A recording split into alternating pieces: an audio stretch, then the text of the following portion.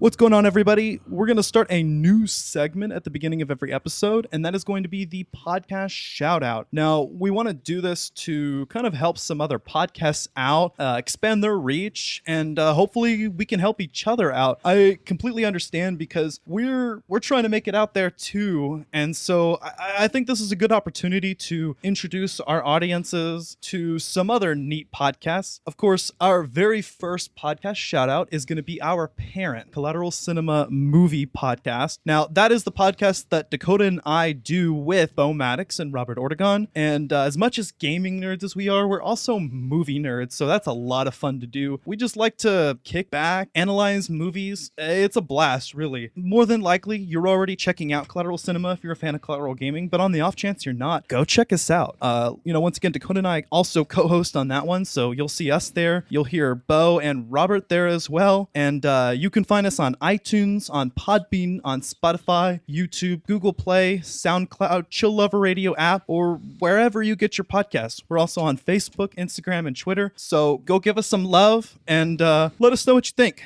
Anyway, stay tuned for next time's podcast shout out and on with the show. I'm Ashley Chancellor. I'm Dakota Chancellor. And we are Collateral Gaming.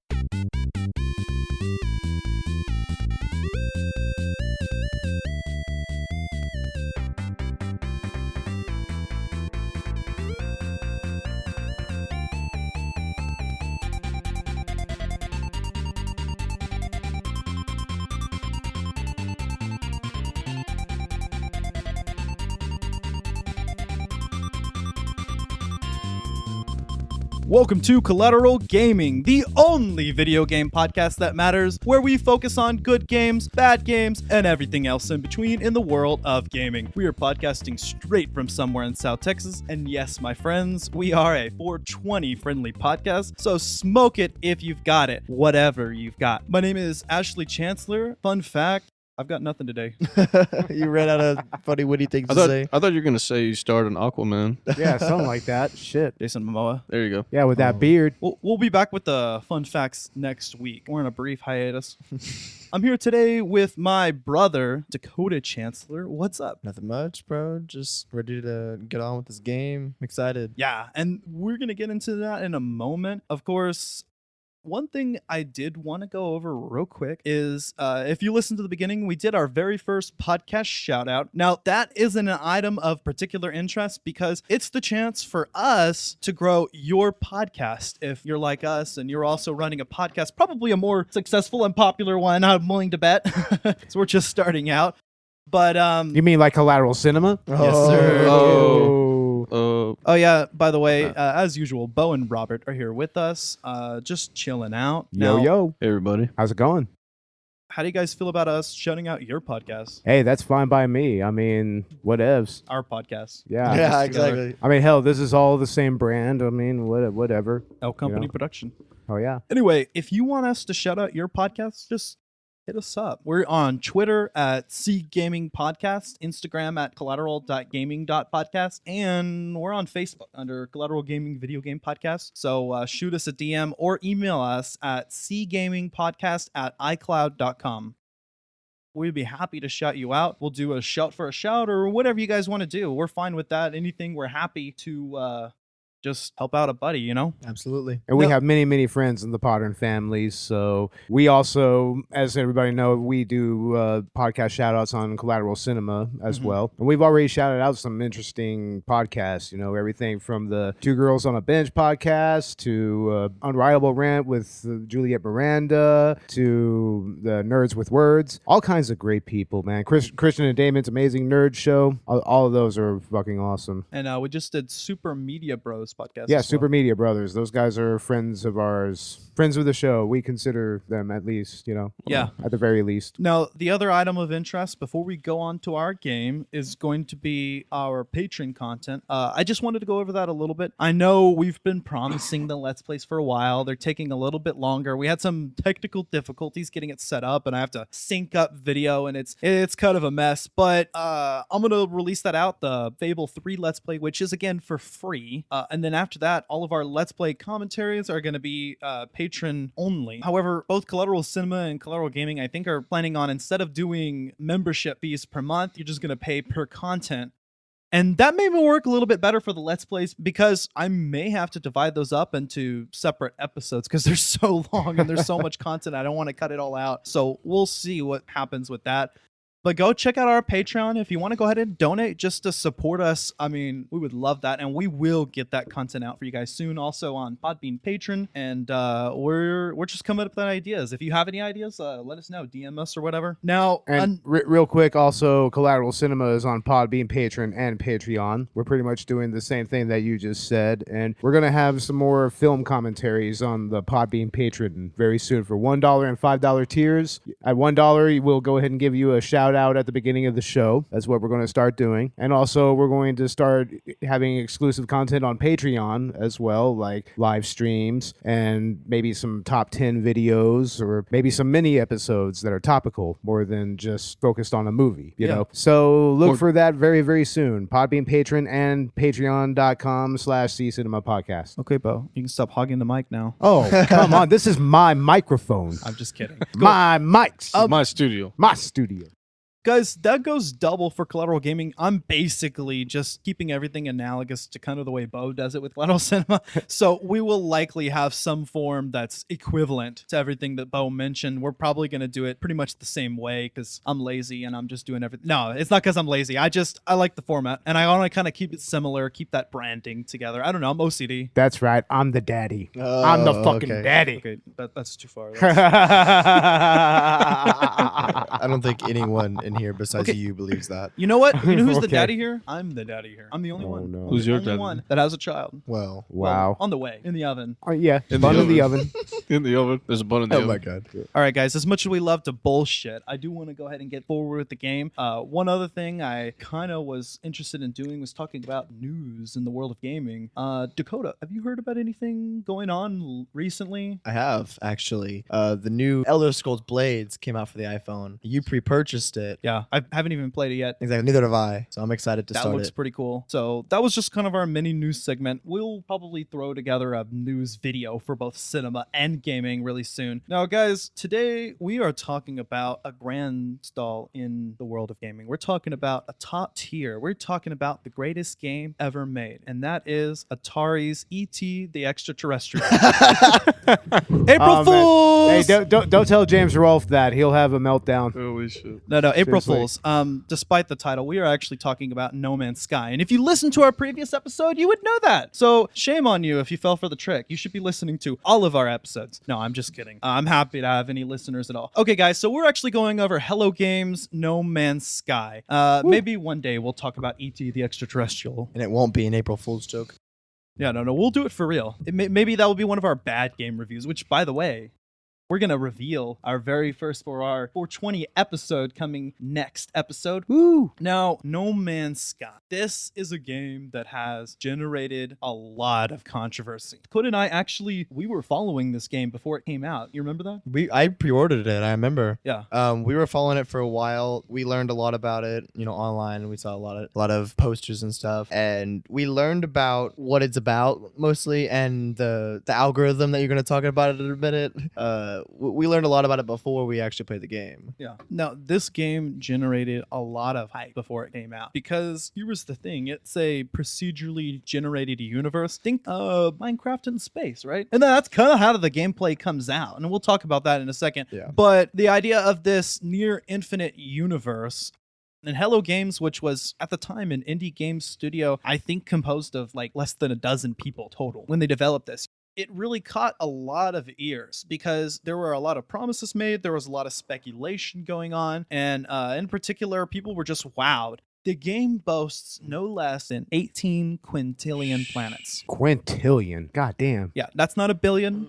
That's not a trillion. That's not even a quadrillion. That's quintillion. That's a 64-bit seed in procedural generation. And every single one of those planets is generated completely randomly with its own species of flora and fauna, its own geological formations, its own environments. It's really crazy to think about. It's astronomical. In fact, I think Hello Games cited that about 0.01% of the game's universe would ever be explored by the entire player base. That's how huge it is. Now, here's what's funny. Originally, that was only a 32-bit seed. I believe that was in the scale of millions, not nearly as many. And some people said they couldn't do it. They told Hello Games they couldn't do it. Do you know what Hello Games did? You know what they did? They doubled it. Yeah, though they doubled the exponent. So it's instead of being 2 to the 32, it's 2 to the Right. 64. Right. That's a huge fucking number. Damn.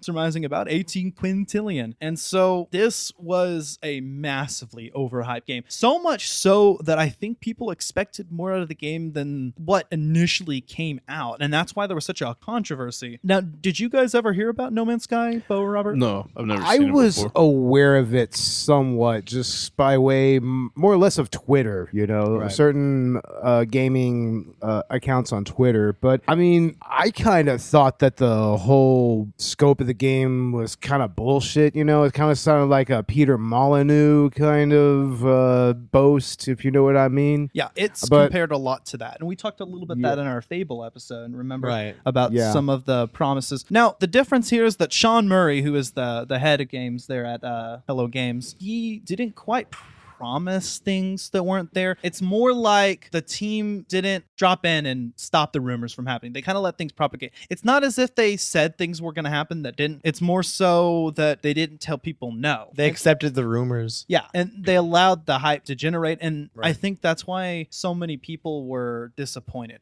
The game is massive. As far as we know, the promise of 18 quintillion planets, I mean, that's there. I mean, although I guess we can never verify that. Right, but I believe it. I mean, looking at the vastness of this world. Yeah. Isn't the opening loading screen literally all the planets that are in the game, or at least like just a small like fraction of them? It appears to be. I think that's That's what I rolling believe. by every star system in the game. I wouldn't be surprised because it calls out some of the ones that were discovered by Yeah, other exactly. Yeah, those are all solar systems. Yeah. It's totally believable. Wow. That's the cool thing, guys. One of the big parts of this game is the exploration aspect. I mean, alone, that's just groundbreaking. And even if some people felt like that wasn't necessarily fun as a game, it's groundbreaking nonetheless. This is its own self-contained universe for all intents and purposes. Right. And go ahead. No, I'm just saying it's big enough to be a universe, you know? I mean, they really did a good job at the way that it's realistic. The planets are far enough from each other that you'd actually believe that that's how a universe would be, or a star system. Yeah. And one of the cool things about that is, you know, I was thinking about simulation theory. I don't know if anyone's ever listened to like Elon Musk or, you know, what some of the other scientists, I think even Neil deGrasse Tyson said something about it. The idea of a simulated universe, of course, is that at some point, some future or advanced civilization could simulate our entire reality. It's the question, are we living in a simulation? The argument, of course, is that if it is possible at some point for any kind of civilization to simulate our reality, it becomes increasingly more likely that we are living in a simulated reality. Right. If we could do this much in 2016 with No Man's Sky, is it outside of the realm of possibility? That we could, in turn, create our own simulated reality. I mean, this is just a video game, right? Right. I don't know. In some ways, to me, that kind of sounds a little bit like the brain in the vat theory. I don't know if you've ever heard of that. Yeah. Yeah. I mean, it's kind of similar to that, and it's some of the ideas that kind of got condensed into the Matrix a little bit. You know. Yeah. Yeah. We should do the Matrix on Collateral Cinema. Oh, that'd be badass. Yeah. But that's really what's caught Dakota's in my attention, right? Definitely. That's what got us to pre-order the game. Yeah. We were excited for this. So that's a tiny glimpse of space combat. But I've only got 3 minutes, and there's loads that I want to show you. Like this. So this is the solar system that we're currently at. That's where that battle is taking place. But battles like that are taking place across the universe. If I pull back a little bit,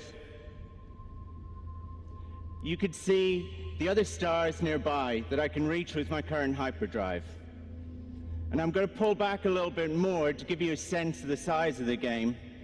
But when I do, I really need you to keep in mind, to understand that every one of these points of light is a sun. And every one of those suns has its own solar system with planet-sized planets orbiting around it. And those have life, ecology.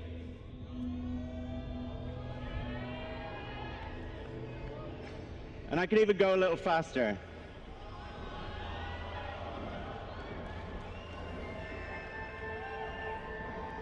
Now, most of these places have never been visited. Many of them never will be.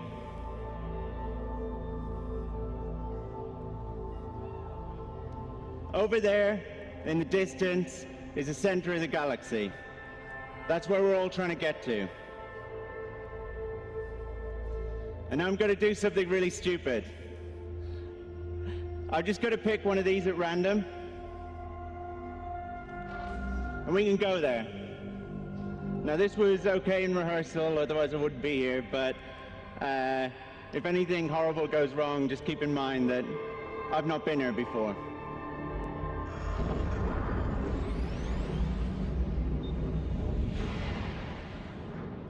Cool.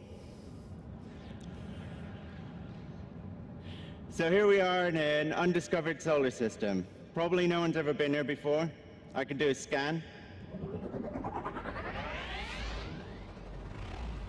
And when I do, you'll see some points of interest. That red one down there is a beacon. And I've made it so that there's always a beacon near where I warp in just for this.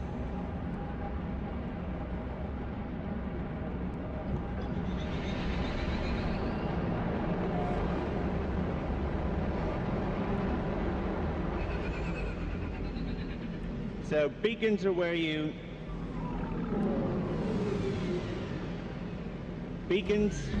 upload discoveries.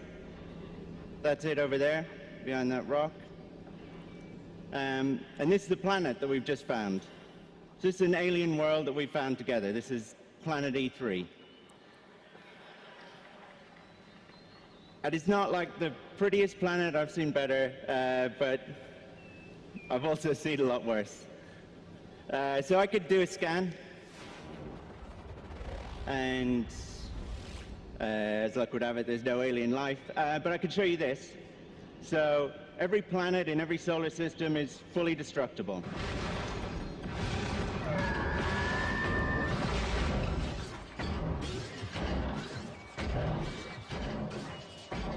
Those guys are the Sentinels. They protect the planets from explorers like me. And now I'm underwater. And there's fish. As I said before, a lot of things that people were expecting to make it into the game didn't. The biggest controversy, of course, came out day one of launch. It was promised that the universe was apparently so vast that the possibilities of you encountering another player were astronomically low. Like, it was almost impossible for you in the base game, or at least within that time frame, for you to just happen upon another player. What happened is 2 players, day one, which was apparently not supposed to happen. Yeah. I don't know if this was some freak thing or if there was some explanation for this. I don't know. But for some reason, 2 players managed to find out that they crossed each other's paths day one. Because in the system, you're able to explore and discover planets. If you're the first person to come to a planet or a system, the game lets you know, and you can even name that planet yourself, although it'll auto-generate the names. I like the names. I like it too. Yeah, I usually keep the generated names. Yeah. You can upload those discoveries and get in-game credits for them. And if you happen to come across someone else's creation, which even now, 3 years later, is still fairly low. Extremely. It doesn't happen all the time. And you can even see that in the loading screen as you're whizzing by, and you only see so many names pop up. But 2 players apparently crossed each other's paths, so they decided to meet up. One thing that happened, I'm not exactly sure how the exchange went down, but I believe it was Sean Murray was involved in that, or someone from the Hello Games team had indicated that there would be some multiplayer aspect of the game. What the 2 players found when they decided to meet up was that neither's avatar was represented in the other's world. So there was multiplayer aspects. They could interact in the same world in terms of the same procedurally generated universe, and they could see each other's discoveries, though that was uploaded to the internet, but neither one was able to see each other, and neither one was actually in the same time of day in game either. Right. So that was one of the biggest controversies, and I think that's what happened. I think bad PR, honestly. It honestly was. That's what really made people lose their sight for it, you know? And I think it drew a lot away from what this game did manage to achieve. I mean, if nothing else, it's a fucking cool space simulator, right? Right.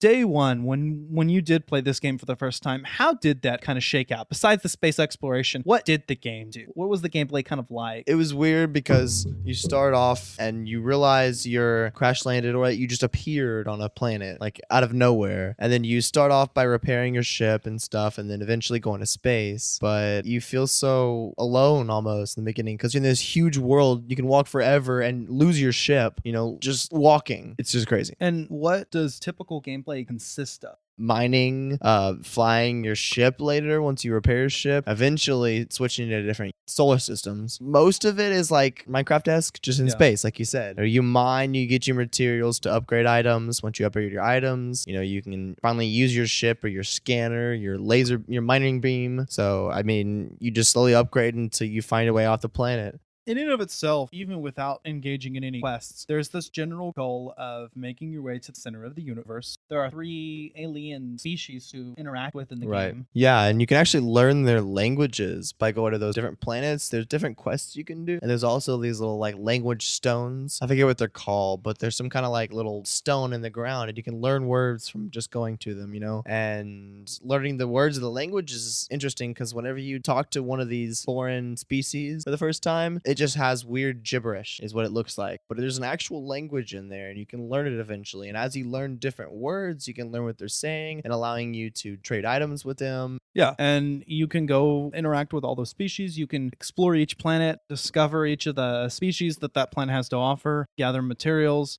build another warp cell to go to the next system. Yes. And there's kind of this rinse and repeat cycle. Then, of course, you start interacting with the quest. There's the Atlas path, and we'll get into what is of a story in this game. But day one, there was plenty to do. I think one person described it as Skyrim, but without the main quest. Yeah. And there was a main quest, but it was pretty bare bones. It basically was, you can do whatever you want. And I think a lot of people were bored by that, but I think a lot of people just didn't really understand what the game was. I think they envisioned something else. And later on, it did kind of gain back some of those features. And that, of course, started with the updates. Now, due to the bad PR that this game received and the controversy, Hello Games opted to offer free updates, which they're still offering 3 years later. There's a new one coming out this year. It's really, really great on their part that they decided to do that. I think that was really the only thing that could redeem this game. Right. And with each update, some of the original features that were considered missing were gradually implemented. That was something that Minecraft didn't do right. They didn't give it the right updates. And that was kind of a problem on their part. That's why I lost a lot of notoriety after a while. Yeah, some of the updates started to get heavily criticized. I don't think everybody was happy with the way, especially after Microsoft bought Mojang. I kind of went downhill. That was pretty much a turning point. Yeah. No, Minecraft's a lot of fun, and we will actually talk about Minecraft. We have that planned next season. Definitely not a bad game review. It'll go down in history. Minecraft is still fun. I mean, especially with all the kids gone, right? Yeah. They're all playing fork knife. Little whippersnappers. Well, now it's just Minecraft is almost seen as nostalgic now. Like this trophy to be worshipped, this masterpiece, which it really is. But the problem was it didn't get that before. The weird thing is with the pixel art style, it pretty much was a nostalgia game in its own right when it came out. Right, and that was the point with it is simplicity can also be beautiful. Yeah.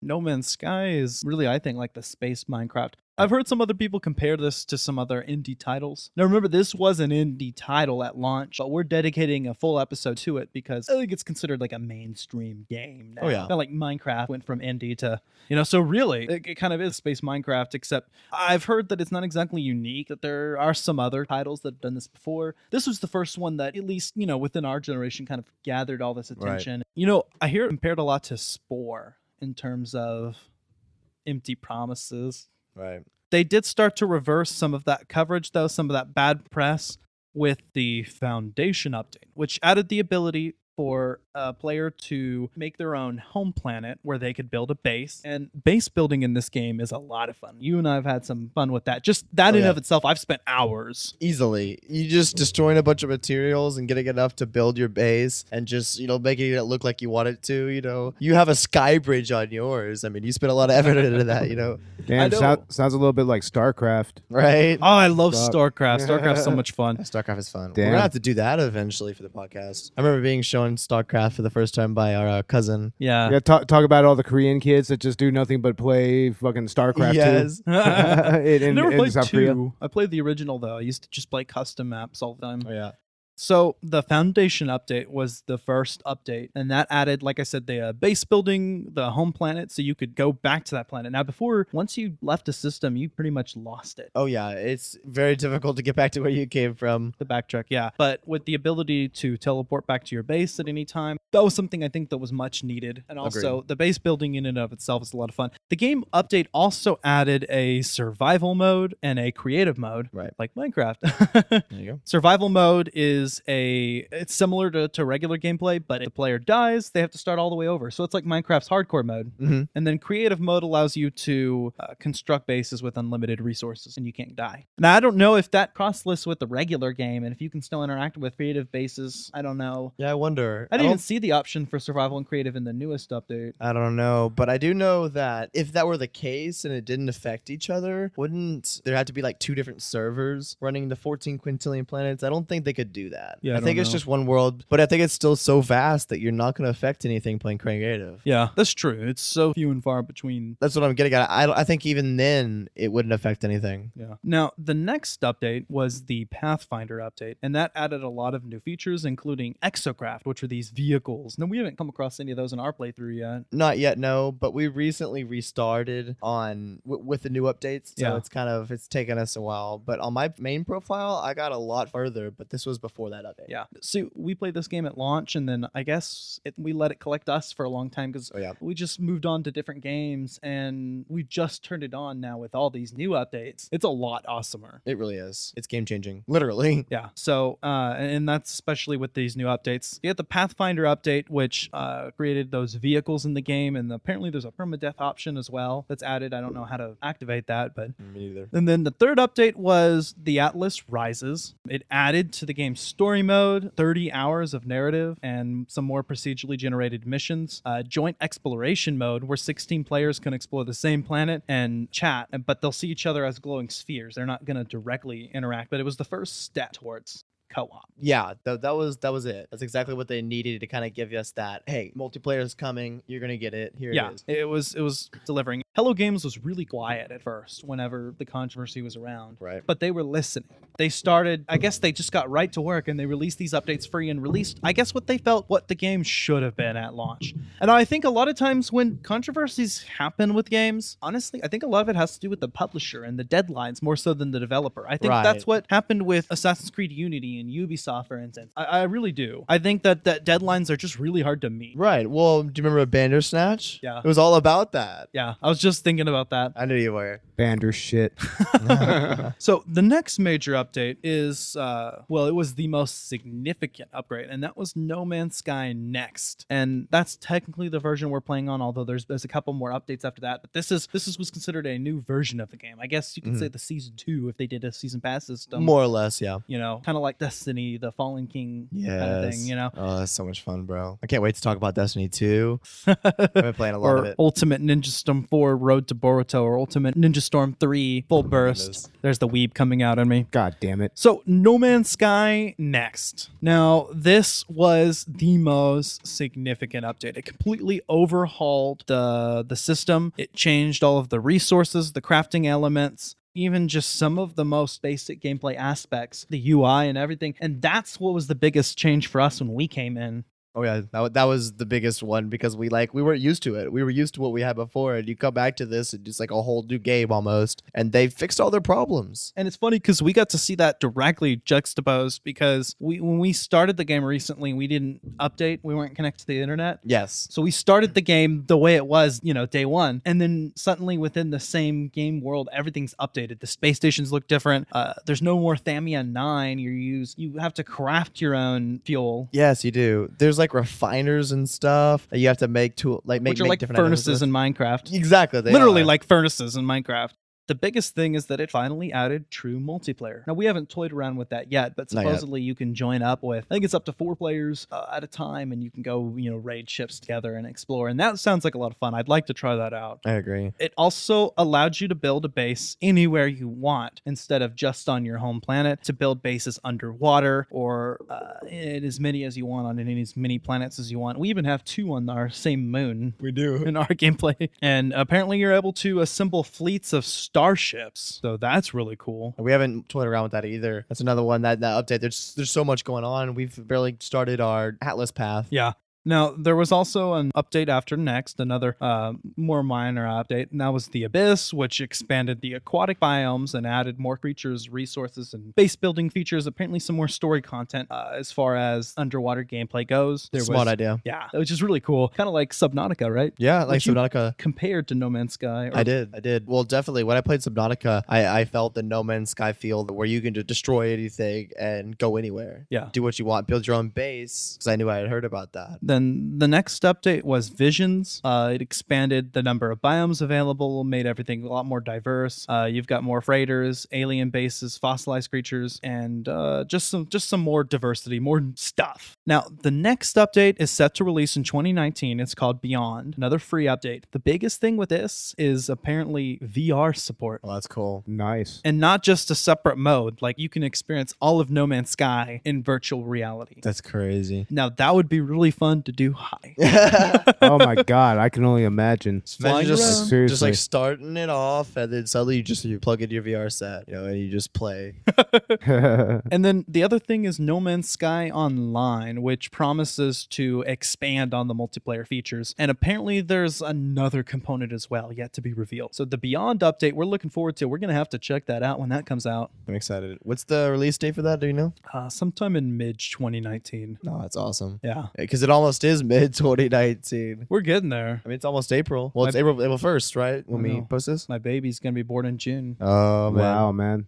That's crazy. Summer baby. I'm a summer baby myself. I was born in July. I didn't get that luxury. My birthday is like 4 days after Christmas, so it sucks. Now, as far as things like resources, UI, combat, and crafting, what have you noticed different coming back into No Man's Sky with all these updates? The base building for sure. That was a really awesome update they added. I love the idea of being able to kind of build yourself a safe environment quickly, especially when you're like walking long distances and you're taking radiation damage or thermal damage or too cold damage. When the temperature decreases enough, you actually take damage. And most planets have either radiation damage, radiation of the planet. I think that was in the base game. No, I know it was, but what I'm talking about is the base building. Is that you can build a base around yourself real quick, and suddenly you're able to not take radiation damage because you're in a closed environment. That was also done by going into caves. That was the original way to do it, and then you can still do that. You can go into caves and you won't take radiation damage or thermal damage. But now you can just build a base around yourself real quick if you have the materials, or get the materials real quick and just build a base around yourself. Yeah. I did that more often than I would rather say. What I noticed is they completely changed all of the resources in this game. I think we mentioned before. Absolutely. And now, in order just to lift off, you have to craft a lot more, which is a lot of fun. You have to really manage your inventory. I think it's going to be a lot harder to get out of being stuck somewhere, Right.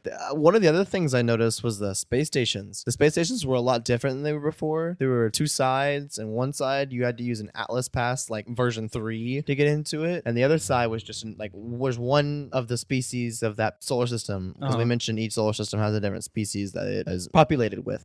But you had their two areas, the door and then an area where there's just one guy. Now you get into your space stations and there's like at least 15 different guys. There's like 4 shop guys where you can buy things from. I think it's pretty cool. That was an interesting update. Yeah, it's a lot more populated now. It feels a lot more alive. You feel less alone in the universe.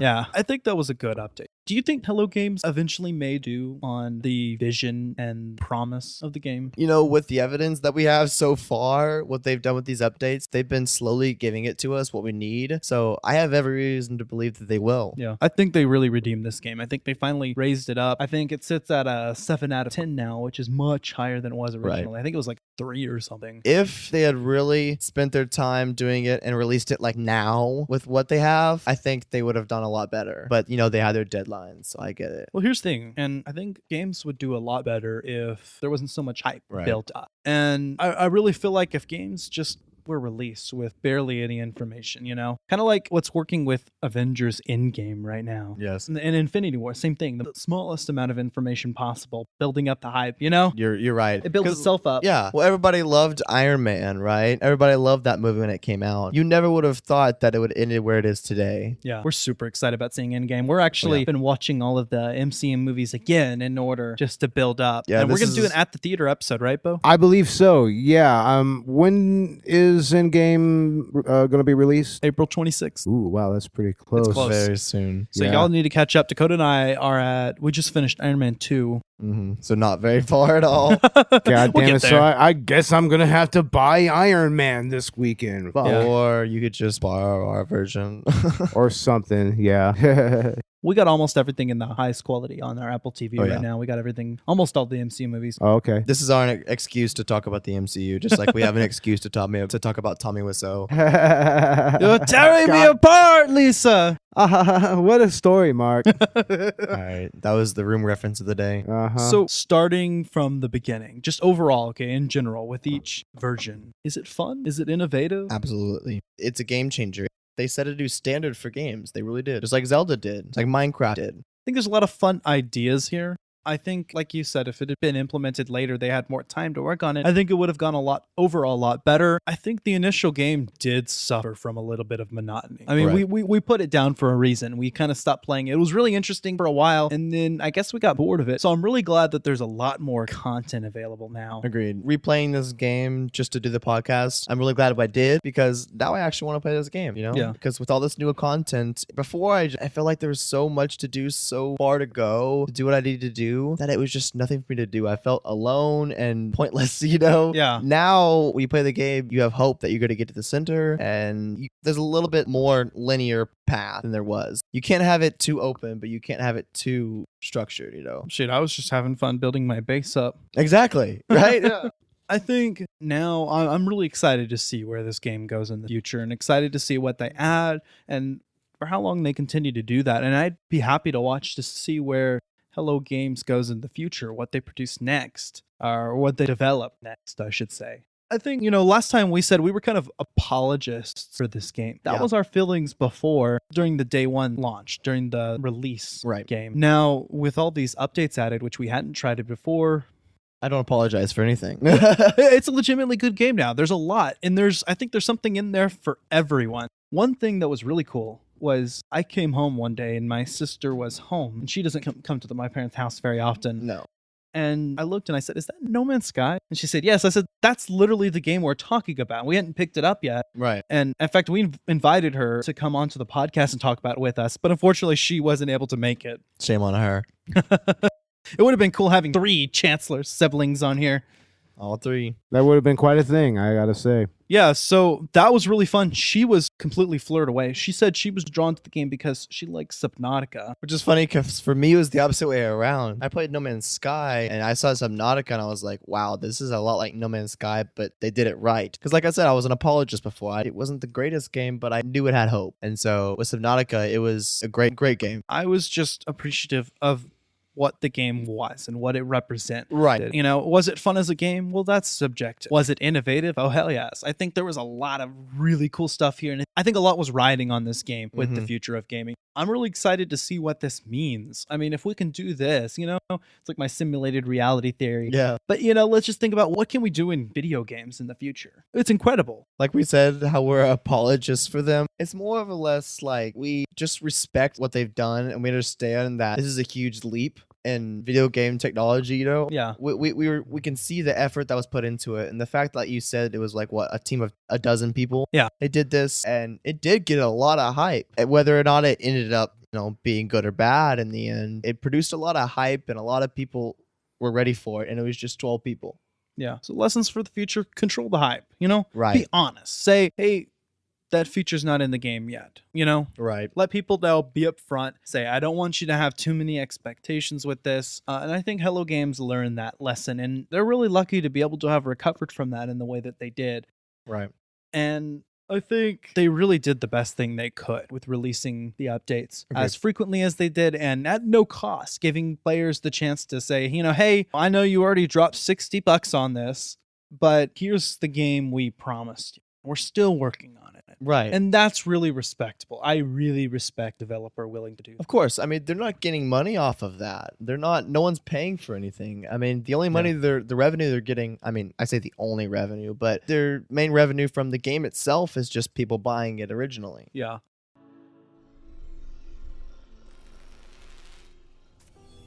Commencing Atlas system suit initialization.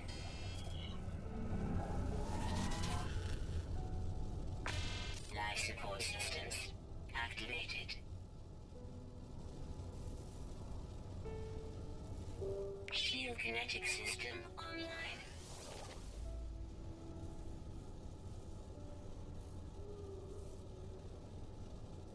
Scanner damaged. Repair required. Aerial propulsion jetpack online.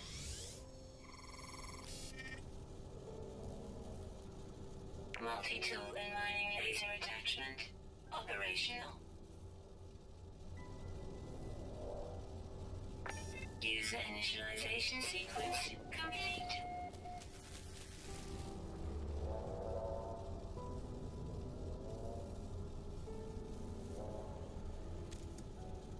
Now, there is one more aspect of this game, or I might say a lack thereof, and that's the story. The main goal throughout the game, of course, is to get to the center of the galaxy, and you do this by traveling from system to system. Now, if you wanted to just go on a straight path, and the game offers this, you can. The closest path that will take you to the center. But in reality, what you're trying to get to is the Atlas, Yes. which is kind of this entity that's been reaching out to you, Uh-huh. your character known as the Traveler. And along the way, there's this kind of mystical element where along the Atlas path, which is kind of, I guess, the main quest line, Yeah. you learn more and more and more about what's going on. You encounter some strange figures that seem to know more than they're letting on. Yes. And you get some strange hints about the nature of this universe. You go to these Atlas stations. I remember every few systems that you travel and you warp to, you find these Atlas stations along with a space station, because every universe has a couple planets, maybe a moon, and a space station. Yeah. But every time you travel, eventually you'll travel maybe 4 big warps or whatever. Eventually, if you're following the Atlas path, you'll find Atlas stations. And there's where you find those entities you were talking about. Yeah. And I believe you're offered a weapon as well. You may be offered something else, but they offer you something there, like a weapon you can get, I think. Yeah, at least in the first game. Right. I don't know how it is now. We haven't even gotten to the Atlas path. We were so busy with everything else that the game has to offer. Oh, yeah. You can lose hours of your life in this game. Easily. You know, just like our last game, Breath of the Wild. Right. The world, so beautiful. I don't even know if I could talk about it again.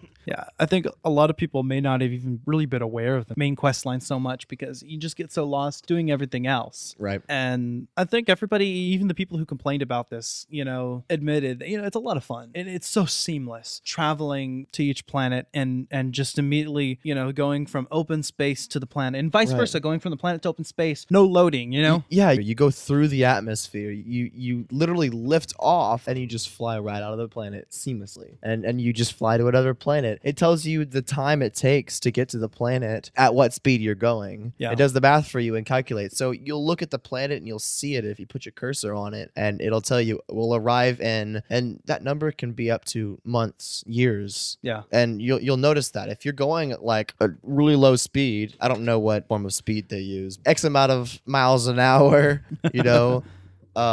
the speed at which you're going, the faster you go, the slower that time is. There's eventually you do your pulse engine, and it only takes like seconds. Yeah. I mean, easily in a galaxy. Well, sorry, in a solar system. I keep using the wrong terminology. Like how you keep using the wrong menu when you play the game, Dakota. Yes, every single time I press start instead of options instead of the touchpad, or the touchpad instead of options. But it can take you up to like easily 3 minutes just at your fastest speed to get to another planet. Yeah, it's not uncommon to see distances like 3 days. That's real world time. How Right. long it would take if you were traveling at the speed you were going. Oh yeah. But of course, you can speed up, and then you get your warp engine, which allows you to travel to other systems. Now, I wonder if you went long enough, could you just travel to the system manually? I don't believe so, because I think it's more of like you just travel endlessly, and they don't actually add anything. I think you have to warp because Yeah. you can't even see the other stars properly. I don't think you could possibly travel that far. I don't think Even you with could. the pulse engine, yeah. It's just too vast. Plus, you'll run out of pulse engine fuel eventually, and you'll have to go at such a slow speed to get there that you're not getting anywhere. Now, in real life, you would be in danger of running into dark matter. You're right. You would have no idea what you're running into necessarily. I think some people have tried things like trying to travel to a star, at least in the the release version of the game. Now, there is kind of a twist near the end of the story.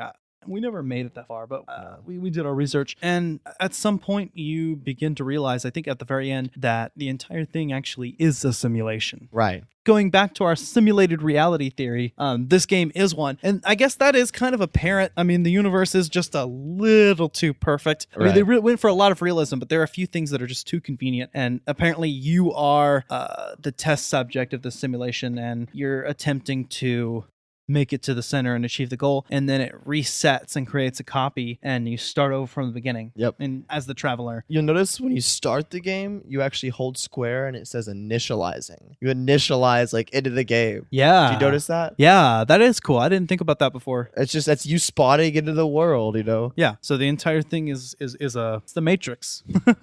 Dude, that just got like Inception there, you know, simulation and simulation and a simulation. Think about it that way. What saying with the simulation theory, if we're in a simulation, playing a game about a simulation that is about Fucking with a me, game bro. being in a simulation. Mind fuck. Collateral Gaming, blowing your minds. Man, y'all Yet are again. fucking stupid. Hey, Beau. Who's your daddy? Think I'm gonna have to sanction Collateral Gaming. Turtle. Yep, yeah, sanctions against you, both of you. You gonna sue us, Beau? Sue me, man. Sue me. Bite me. I think we're going to have to reduce your podcast time from over an hour to just 30 minutes. You only get 30 minutes to talk about any of this. No. That's it, 30 minutes. Mm-hmm. We'll set up our own mics. And you have to clean up my studio. Oh. Anyway, final thoughts on the game. Man, that was good. Honestly, play this game. You'll see why. This world is so vast, it'll blow your mind. You won't even realize the freedom you have until you play it. We can talk about it all day, but until you play it, and now that we're getting the VR soon, Yeah. you'll feel so immersed. It's easily distractible. You get distracted so easy while you're doing quests, and it's hard to just straight line the center. So do your best at trying not to get distracted, but it's gonna be hard not to. And you don't necessarily want to go straight to the center. Eventually, you'll find that going to the Atlas stations is more worth your time. Agreed. Using that pathway. And eventually you can use black holes, which jump you closer to the center of the universe. That's one of the things that the Atlas stations can get you. Woohoo. Yeah. So anyway, as far as what I think, I agree with Dakota. I think you should definitely give it a shot. I don't know if this is everyone's cup of tea. I know it's a very complex game. There's a lot to keep track of. I mean, we were just trying to guide Beau through the tutorial, and I was like, Dakota, just let him do it. Don't try to explain all this, because it can be very overwhelming. I think everybody should give it a shot, though. Necessarily, is it something you should drop $60 on? I mean, that's up to you. For me, I think it's worth it, especially with all the updates that have come out. I think it's worth its market value now. Well, and actually now it's a lot cheaper than that. Oh yeah. I don't think it's $60 anymore. I think it's interesting. I think what it represents is really cool. And like I said before, this game has redeemed itself in more ways than one. And I'm excited to see what they bring forward in the future.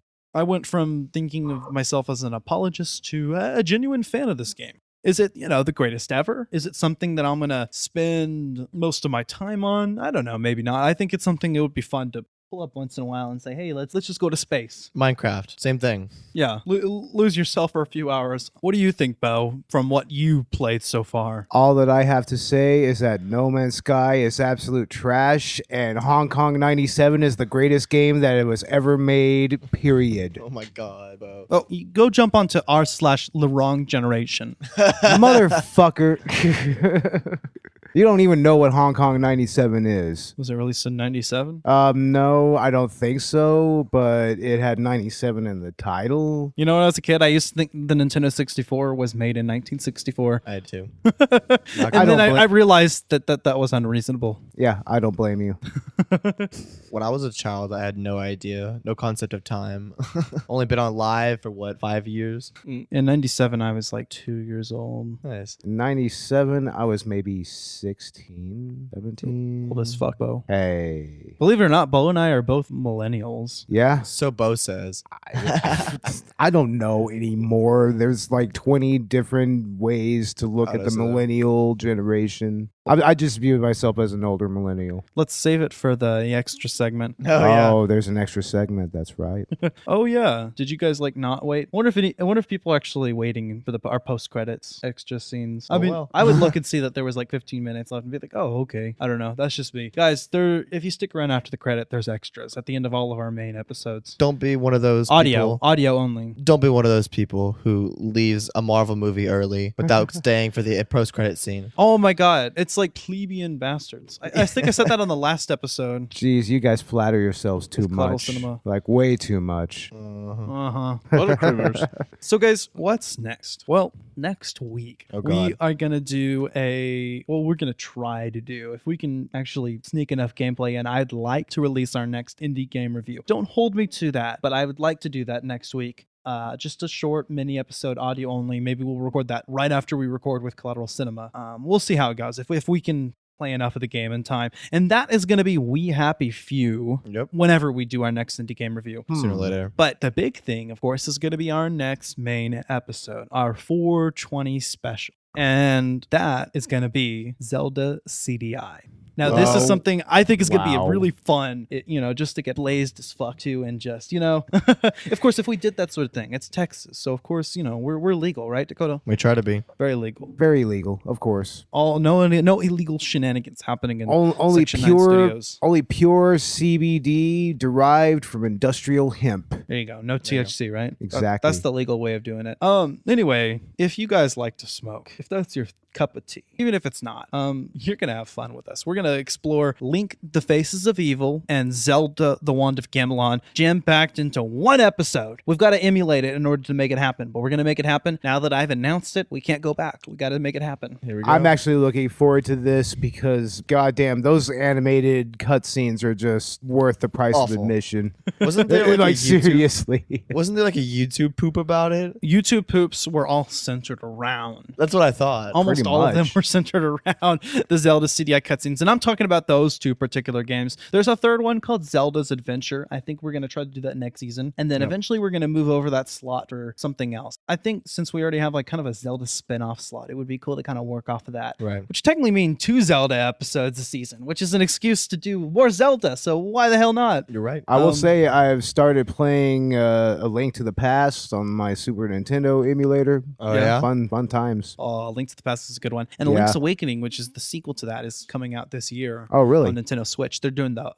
remaster, a port of it on Nintendo Switch. Oh, sweet. Yeah. So we're really looking forward to that, and we are super stoked for Zelda CDI next week on our 420 episode, being released on 420, by the way. We're going to release it on April 20th. Anyway, guys, Collateral Gaming is on iTunes. We are on Podbean, Spotify, YouTube, SoundCloud, Chill Lover Radio app. Thank you, Chill Lover Radio. Oh, yeah. Big thanks to Chill and Chill Lover Radio and the Chill Lover Radio family for having both of our shows on their platform. Hell yeah. Seriously. Yeah. So we're available in all those places, wherever you get your podcasts. If you're listening to this on audio, look forward to the video version of it soon on YouTube, where we'll show you some of the gameplay content. You'll get to see some of our shenanigans in No Man's Sky while we're talking about it. Of course, if you're watching the video right now, then you're already watching that. But you should go head over to the audio podcast and listen to our extra segment at the end. Anyway, guys, I think that's a wrap. That being said, my name is Ashley Chancellor. I'm Dakota Chancellor. We are Collateral Gaming, and we are out. Bye. Who's your daddy?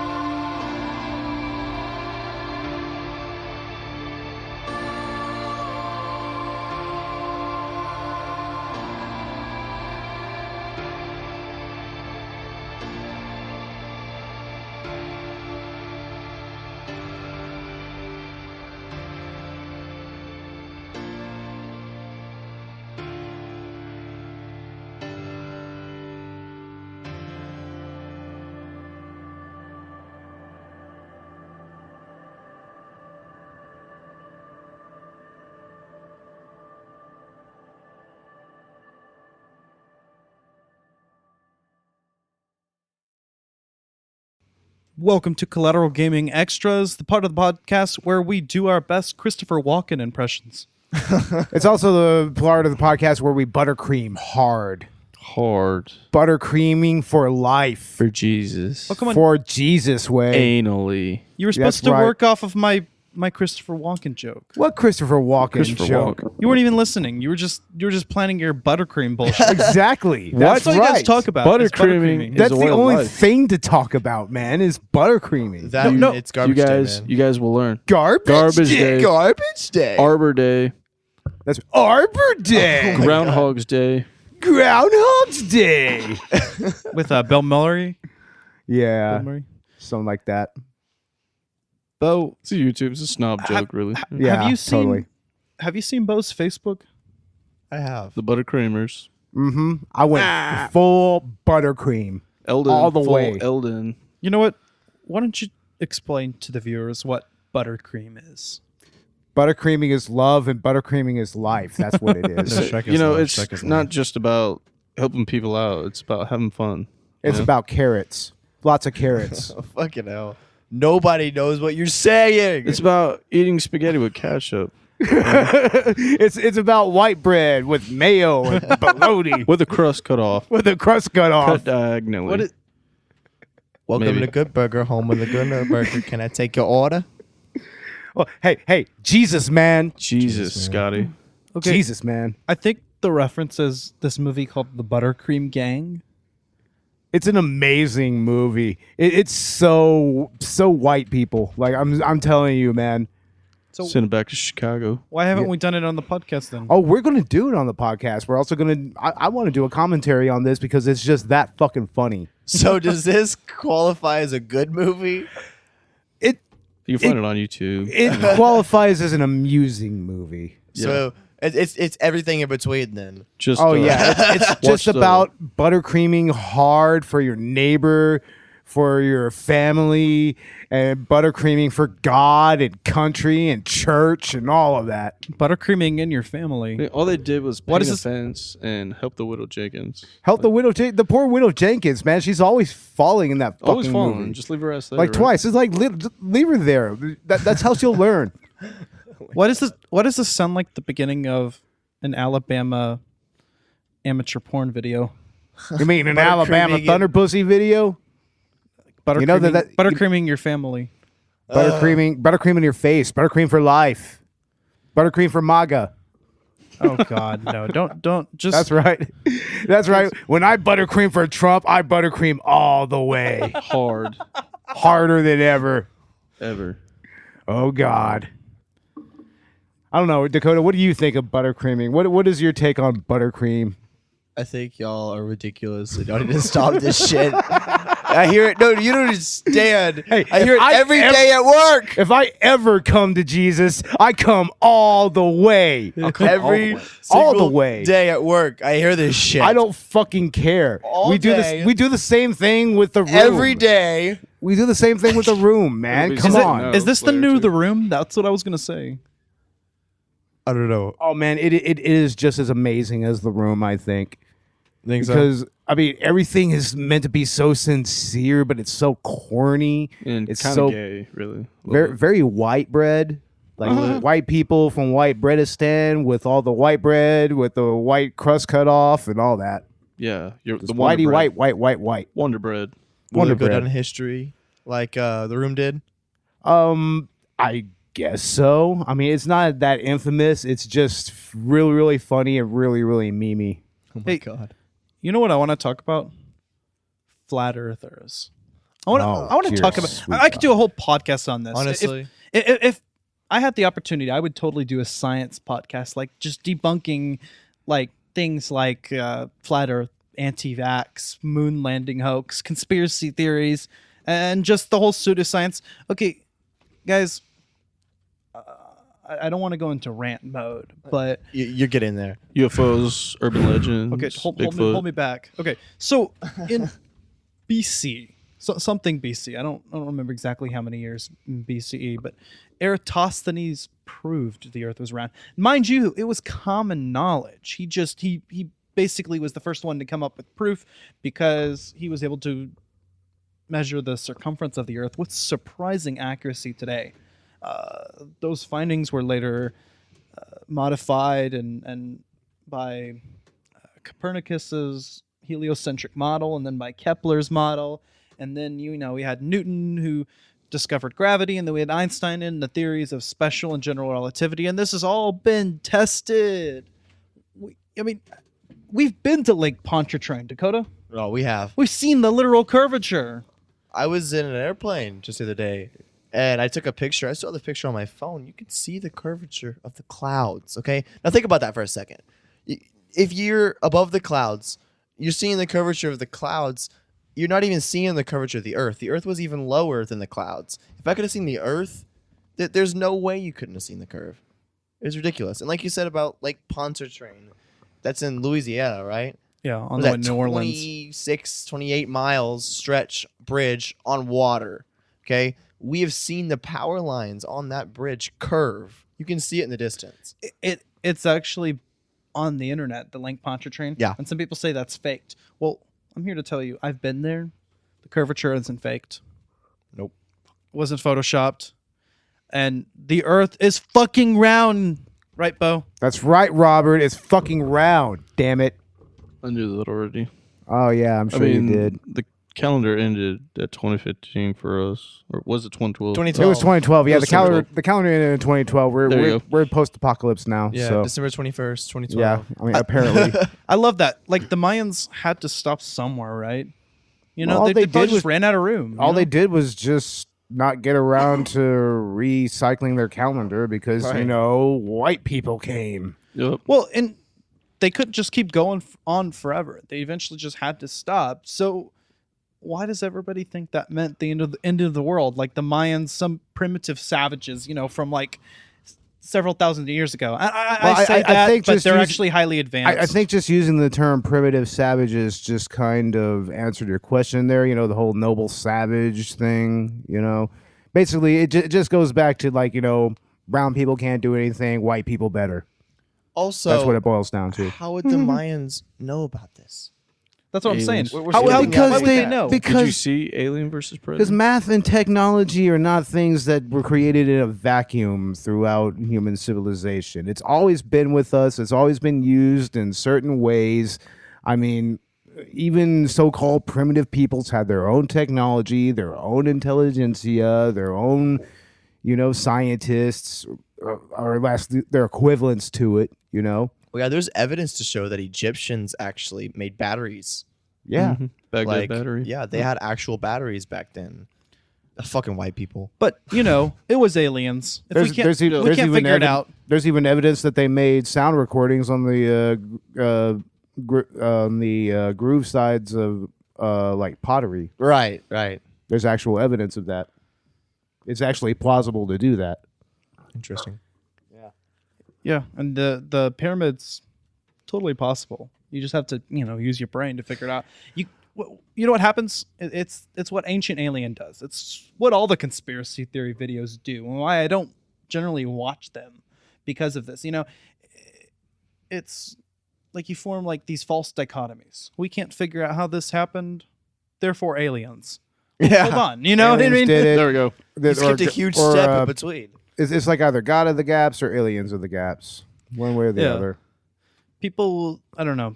People are sheep. All I'm going to say is that when it comes to flat earthers, the original flat earthers were total buttercreamers. Oh my They god. buttercreamed harder than anyone who has ever buttercreamed before. How And did I- just the propagation of this conspiracy theory is proof of that. They did their job. Just to help. Hashtag MAGA, hashtag buttercreamers for life, hashtag do you like carrots? How am I not surprised that he was going to do this shit? It's come full circle. In full circle, we're back to buttercreaming. We have to see this movie now. There's no way. Along with Cannibal Oh yes, Holocaust. we could turn it on year after this. Shit. Sounds good to me. All right. All right, so by next podcast, we'll have watched Buttercream Gang and we'll tell you how we feel. Uh-huh. Yeah, you're going to be brought into the world of buttercreaming. And my, what a world it is. Where we use little girls to spy on our enemies. Maybe I can start using quotes from that movie then instead of Master Disguise, so you don't get Yeah, rage. I endorse quotes from Buttercream Game or Crime of the Ages or Second Chance or any of those religious movies. These are all religious movies that this shit comes from. So wait, are you telling me you don't like it when I say who's your daddy? Fuck Who's your daddy? No. Who's your daddy? Do you know what I did with that fucking movie? I threw it across my room and it's underneath my dresser.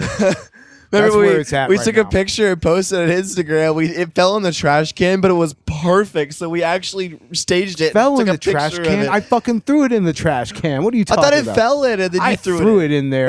we threw it. Fuck That that. was a perfect picture then. No, that Yeah. picture was flawless. It was Where it exactly where it belongs. needs to be. Yeah. Can you believe that Dana Carvey actually showed his face at the Academy Awards Oh my with Mike goodness. Myers? Exactly. How did they allow that? exactly where it needs to be and exactly where it came from? Trash. He filmed that turtle scene when 9/11 happened. That is actual truth. That's crazy, bro. My God, body smoldering in the fucking rubble, and he's going turtle, turtle, turtle. People jumping off the- of roofs. What the fuck, man? Turtle. Turtle, turtle. What was the last thing they saw before they hit the ground? No. Turtle. Oh no. Turtle.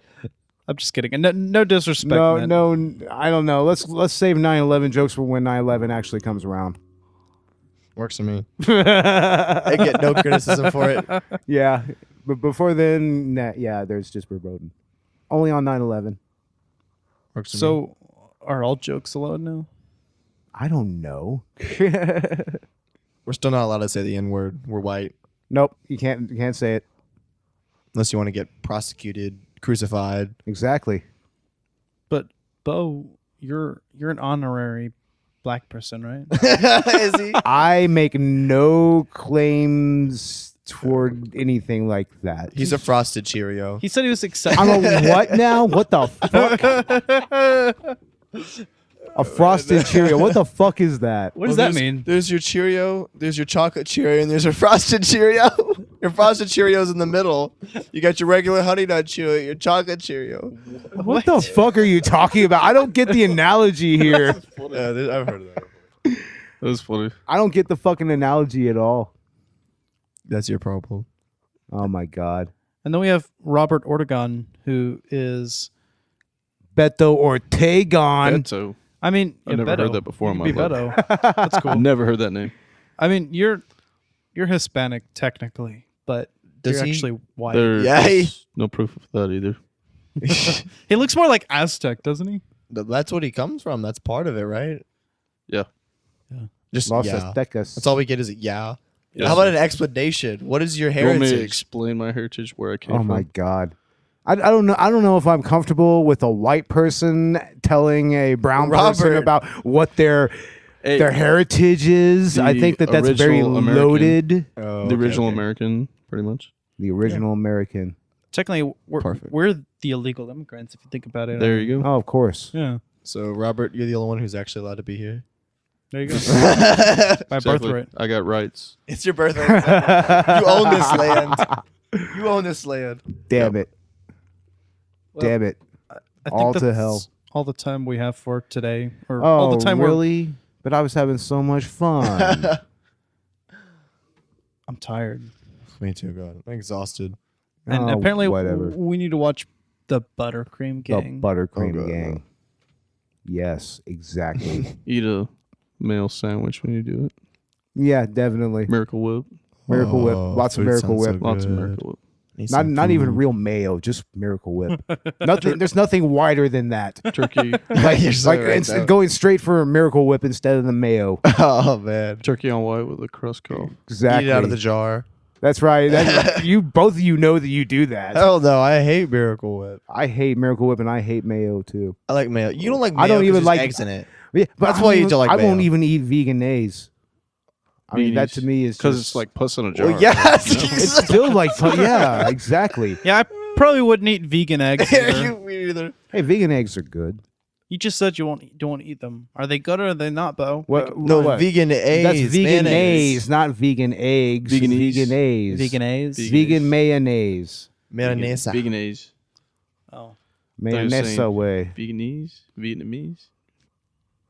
Okay. Robert's got it in his little rants over here. All right, I guess we're gonna wrap this up, right?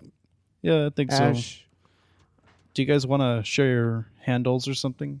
Usernames? At C Cinema Podcast. If you want to follow me on Facebook, just look for Beau Maddox.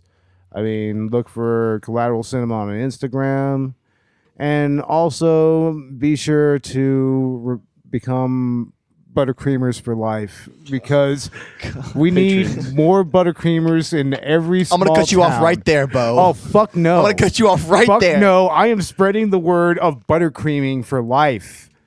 Okay. Hashtag make America great again. Maybe on someone else's platform. So Collateral Gaming. What the fuck? This is my studio. This is my platform.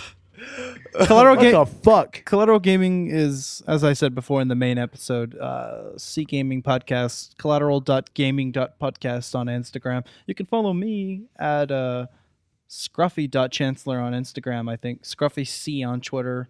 Ashley Allen Chancellor on Facebook. Follow me on Instagram, Dakota.Chancellor. I guess I got Snapchat, Crazy Dude 1234 with a K. I'm not even going to put that in there. That's so cringy. Cringe. What I about made you, that one. Robert? I made my Minecraft account when I was. Guess like you can follow 12, me on so- Facebook at Robert Ortegon and Ortegon.Robert on Instagram. That's about Yeah. it. Sweet. All right. Get out of here, guys. That just, Well, hey, Ash. Jesus, man. Jesus, guys. Jesus, man. Collateral Gaming is an L Company production. All music and game clips are owned by their respective creators, are used for educational purposes only, and are fair use. Please don't sue us. We're poor.